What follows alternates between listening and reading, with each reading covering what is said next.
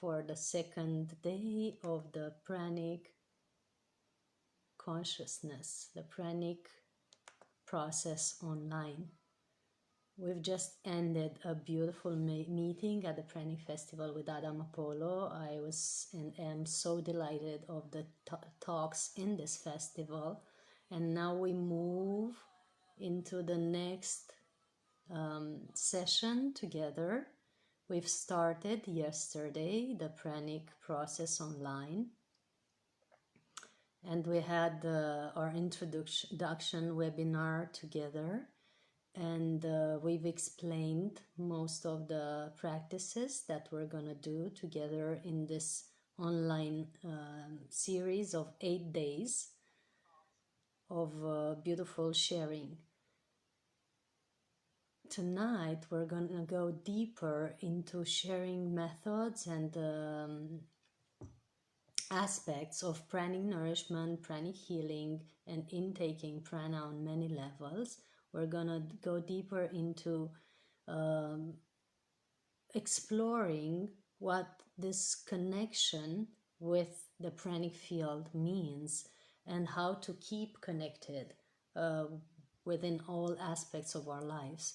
And we're also going to explore how to assess the channels and the media, the sources, that's the term, the sources that we are best to connect to, because not all of the sources that are available to us or sending information to us or energy to us are the ones to connect to. Some of the sources might not be very either well-intended or appropriate for our energy field. So we're going to learn also how to assess and maintain the level of connection that we aim for and that is most beneficial for us. First of all, I want to welcome everybody. I'm going to take I'm going to take some moments to send the message to everyone who's supposed to be joining us, and to also wait for people that are meant to be joining to be here. And in the meantime, please let me know in the comments, what do you feel Divine Communion is? What do you feel the connection with the universe means to you? What do you feel or imagine or think of when you think of divine connection or connecting to the pranic field? And what does this mean to you? If you can write in the comments, it would be beautiful. Thank you, Heather. Yeah, I have just sent, for the ones who subscribed to the class already, I have just sent the link on your messenger, so you can join on that link and place all your comments there, because this live streaming is going to just be on for about 15 to 20 minutes. And then we're going to go be with just the people who are already subscribed in the class already. So those of you who want to participate to the whole class, which is 8 days of detox, deep dive into our emotional, mental, and physical detox and healing, and also opening the channels for more prana to flow through us and learning how to go into a lighter diet. This class is available for 8 days. It's called the Pranic Process Online, and it's still open for new people to join in. We're having everything recorded, so that if you cannot join for a session, if you skip a session, you can still be with us and be up to date with what we're doing. And in Facebook, I'm putting the link now in the comments where you can join and participate. And it would be beautiful to have more and more people together in this class, because what it does is not only lifting and keeping your frequency and vibration high, but with the more of us joining together, it uplifts the frequency of the whole planet. And that's what we've been working on for several weeks already, and of course for my whole lifetime, but for several weeks already since this whole situation have started on the planet. We had this is the second PRANIC process online that we're doing since the beginning of March, and people have had great results with it. They have reassessed their PRANIC intake, have gone deeper into their detox, have gone on juices for a while, and have gone also into this faith and this knowledge that yes, prana can nourish you, and more than that, it can also heal you. So some people have healed from the virus that is now very frequently met on the planet, which is fear. What, did you think I'm going to talk about the flu? No, I'm done with it, and I'm tired of it, or bored of it. That's the word. So fear is the base frequency that is making people being ill, and that is getting people into this lack of connection that can decrease their immune system and lead into illnessness. Because when we're connected, when we're fine-tuned, when we're on track, and when we're all aligned, no illness can get to us. When our immune system is strong, when our faith is strong, when our auric field is strong, and when prana is flowing through us, nothing can get to us. And that's the main benefit and beauty of keeping the pranic field strong, and that's what this class is doing. So check the link in the comments. Thank you, Narada. Thank you, Sonia. Thank you, everyone, for joining. Thank you, Heather, for being with us for the whole class. Thank you, everyone, for being here, your notes, and whoever is online. Just type your questions in the comments where you have me on Facebook. I would love to know what you want to know about prana, pranic nourishment, high frequency, or energy work that you want to learn from this class.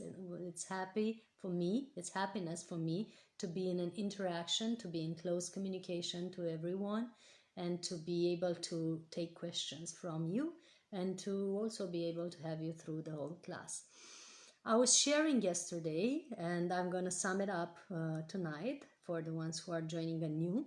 I was sharing that this class is one meeting per day around 8 or 9 p.m. And it implies us meeting for 1 hour, 1 hour and a half, having a meditation together. Hi, Camilla. Very happy to see you here. I would be happy to see you in the Pranic Festival online as well. You're invited to join us. It's not only about reassessing your field and going on fasting and going on dry fasting and staying without food and for how long and this and that. It's mostly what we're talking about is mostly how to stay in a deeper communion with yourself, how to stay centered, how to stay in that pranic state. That's not only about not eating. You know, not eating is the very tiny portion of it, and it might or might not occur to all of us. The biggest thing of it is the freedom, living free from hunger, living free from fear, and most of all, living free from concepts.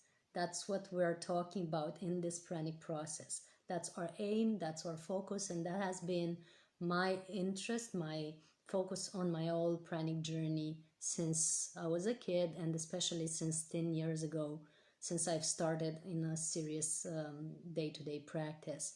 So that's why we'll not put everyone into dry fasting or even fasting, and force people to go on juices or suggest that people go fully on juices. Well, even though it's a good thing, and the people who were in the last process were on juices and were having they had beautiful results with that. So some people have continued after these 8 days and have stayed on juices for a month without us even suggesting that. It was just that the energy was flowing so fluently through their bodies that they didn't need food or solid food. And what we're learning here together is how to stay in tune with that essence inside of us that dictates or guide us what to do and when to take and if to take any external intake. and it will guide you through your process naturally, and it will help you feel into your body and know if it's appropriate for you to take a bite or the whole plate or half of it, or just go on liquids for a while, and it will tell you your inner rhythm of in and out of the state of being a hybrid organism, feeding from outside and inside, and being fully on prana. Let me know if that makes sense to you, and let me know if that's of interest to you. I know most people in the pranic world are racing towards this goal of being food free or not eating anymore ever again.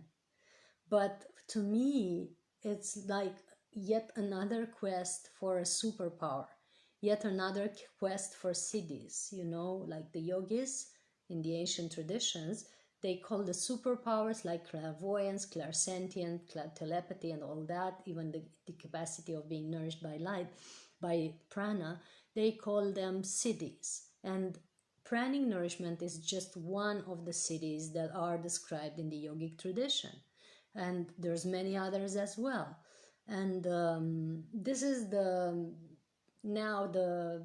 latest trendy thing on the planet, the latest craze. Oh, let's all stop eating. It's beautiful to have this ability when it's naturally and organically coming to you. So my journey, that's why we're not forcing people into fasting ever. We are, however, indicating methods and practices, and also inner attitudes that can lead you into that state of balance that would help you feel fulfilled and not hungry.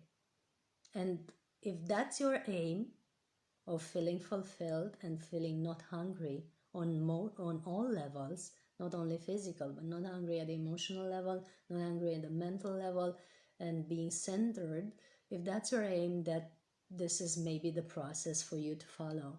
And it's the mildest and most organic method that I've followed so far, because to confess, I've been very harsh on myself. That's why I know now that the mildest is the best, or the most organic is the best, because I've been very harsh on myself. And being very harsh on myself has taught me that there's an inner rhythm where you know when to stop being harsh on yourself, and you stop giving tasks to your body from your mind and to force it into doing what your minds wanted to do. And you learn how to feel into your body and be in connection first with your own cells and your own organs and your own systems, especially in the endocrine and everything else, just to know when it's the flow to be food free, and for how many days and for how long and how.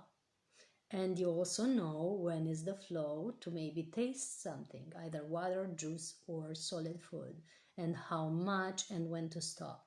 And that's the freedom that I'm talking about. So would you be interested in that, or do you want to just start fasting for as long as you can and maybe deplete your body and your root chakra get in not such a harmonious state, and then not know what to do with your life? Because I've seen many people coming from many processes with very good results, and I honor all my colleagues and friends, and you know that those of you who know me, I'm organizing all these events or inviting my pranic friends to speak because I'm honoring their journey. And I've seen, like I said, many people coming from processes with good results. But I've also experienced and seen and worked with healing people that were coming out of a process, or several even, which is worse, with deep feelings of being unaccomplished, of having failed, with deep feelings of guilt, with deep feelings of why am I not good enough to be as pranic as everyone else is, and why am I still eating or even binging from time to time. Thank you, Heather. So somebody says, I would like to cultivate the body awareness and trusting, connecting to self through sensation, learning to trust versus forcing. So forcing mostly is what leads people into that state of pushing for some days, either 8 or 10 or 21, and then falling from that state into the disappointment of being back home, back in your natural rhythm with not so much spiritual practice, I might say, and with all the ones around you that are eating and not being able to keep that high vibrational state. That's what's disappointing most people. That's what's making them feel that they failed, and that's lowering the vibration even more than food would do. So to be fully honest, that's what's happening in the pranic world in many stages, and that's what I've worked with for many years now. So it was for this that I've written the Pranic World book, and I've got deeper into sharing this process that I'm sharing since 2013, and that I'm organizing the summits and the festivals to help people get into more grounded reality of what pranic nourishment is and means, and how it can be harmoniously tapped into. So see, I'm even avoiding the word attained. I'm even avoiding the word achieved. I'm even avoiding the word, accomplished, because these are all words that are encouraging more and more the achiever mode, the one who is aiming, shooting arrows at something, the one who is not trusting, the one who is wanting for yet another badge on his either spiritual or personal development wall. That's not where you want to go on your pranic path. It's not possible that you tap into this fully when you're in the achievement mode.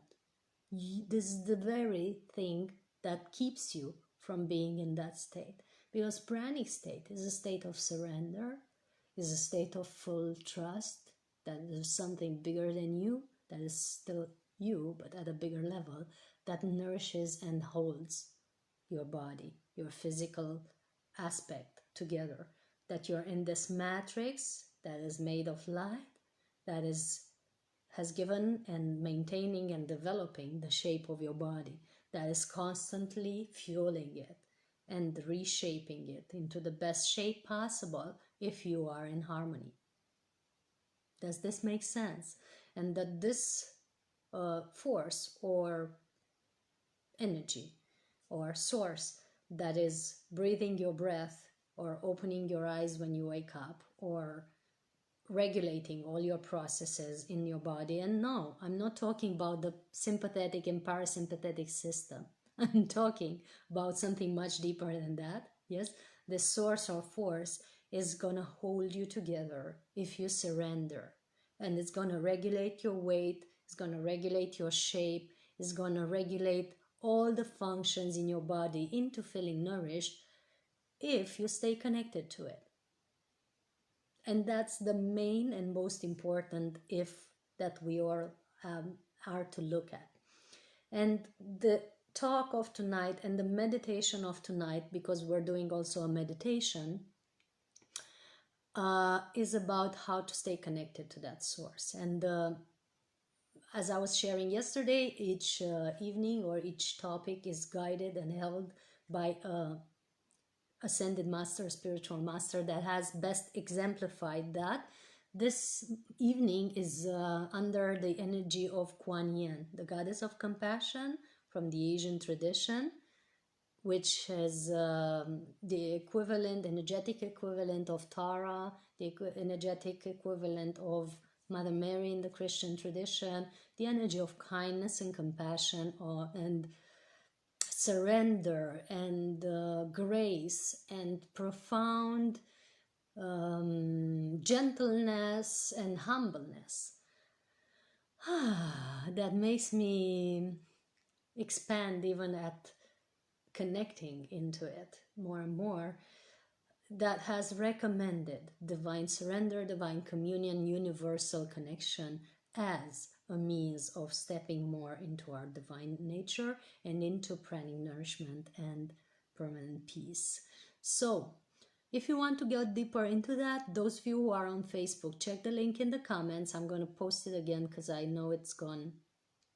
It got lost in the things that have followed after the link. So this is the link where you can join the whole process. We're gonna go off this live call now for the ones on Facebook so that we're fully able to fully concentrate on the participants in our group. I'm just gonna read through your comments to see if anyone has a question or something that we want to focus upon. Communion for me means to be. Of course. Thank you, Yonuts. What else does communion mean to you? I'm looking forward for your comments. What does divine communion or universal communion mean to you? And how is that related to pranic nourishment for you? And for the ones that are on the Facebook call, Heather, you might want to check your messenger and go to the link in Messenger to be in our private group, because we're moving out of Facebook just now. Thanks everyone, so many people joining in still. So another comment, communion is not only being present to what is in the moment, but opening and merging with the energy of nature, channeling through the crown, the divine source energy, relaxing into the divine, opening heart, receiving with vulnerability, living in a state of meditation. And that's very accurate, and thank you for this very beautiful description of what is yet so hard to be described.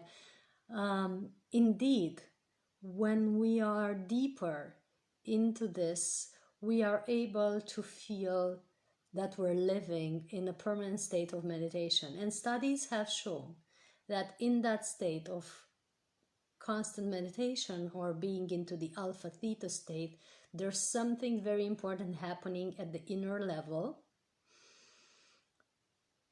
And this very important thing regulates our whole pranic state. What happens at the inner level when we're in a state of deep meditation or permanent meditation is that more and more melatonin is being secreted by our body. Not only in our brains, but also in our digestive system if we're fasting. It has been shown that it's secreting even more melatonin than our brains. So both gut and brain are sending out more melatonin. This melatonin is regulating the ATP, or the very essence that is nourishing your cells at the physical level, of course, the ATP being the fuel that nourishing your cells. And it's also regulating the hormones of hunger, which are leptin and ghrelin. So one is raising up, the one who is encouraging you to feel satiated, and the hunger hormone is going down. So that's what allows you to keep being in a state of balance while not taking physical food, if and only if you're staying connected to source. So if you're staying in that state of meditation or inner communion to prayer or whatever helps you feel connected, nature and all the other steps that we're sharing that we've talked about yesterday. So for the ones watching on Facebook and maybe hearing for the first time of this, just stopping to eat physical food all at once will not help you be in the pranic state, nor will extended fasting help you by forcing your body and pushing into the pranic state. That won't help you at all. Actually, it will deplete your body, and for some people, they might even die, or some people have actually died trying to be pranic. It's not the way to go. I'm warning you, and I'm warning everyone through my books and through my videos. If you don't have a daily practice or a daily state of communion, whatever takes you there, and you stop eating for a longer period of time, you are depleting your body, and yes, you can die. So it is dangerous. Only through daily practice or daily communion and being in that state of constant inner balance are we able to feel nourished, and are we able to stay in harmony, and are we able to be in that state of grace And that's important to know, and that's crucial for you to realize, so that you don't cause yourself problems by trying to set yet another goal to yourselves. So in this process, we're really going with the organic method, even if it takes longer to some, or even if to some might not bring the end result of being pranic on just prana for a lifetime. It brings you into a state of being in balance for a lifetime if you practice the things we recommend. And it's the things that I practiced for 10 years, and many other colleagues or even the ascended masters have practiced for lifetimes. So it should work. So thanks everyone for watching on Facebook. We're going off now to go with our participants. Follow the links in the comments to be with us, or text me a message on Messenger if you want to participate, and I'm going to tell you how. Big hugs to you. Okay, hopefully Heather and everyone else who's in the class have already moved on YouTube.